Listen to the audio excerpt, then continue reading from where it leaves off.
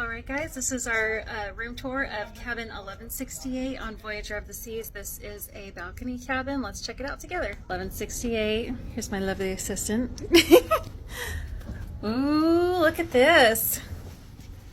Now you have the option if you want to have your beds together or separate. So that's a nice feature that they'll have ready for you when you get in. Nice seating area here. Has all your safety information, all that kind of stuff on the TV. Lots of storage space. Closet. That's where you save your own life down there. All right, let's check out the bathroom. Ooh la la, lovely.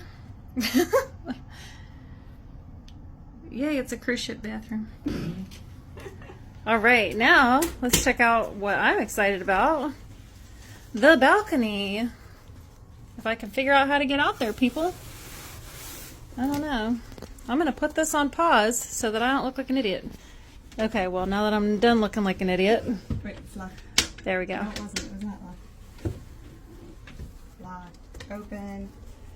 What the haystacks? Well, now that we got that figured out. I'm not sure. All right, here's our balcony, you guys. Nice little seating area. And there's a divider between the balconies, so it's a little bit more private. And a beautiful view. It's like really wet. So that is cabin 1168 on Voyager of the Seas. And if you want to check it out for yourself, all you gotta do is let me and Julie know and we'll hook you up.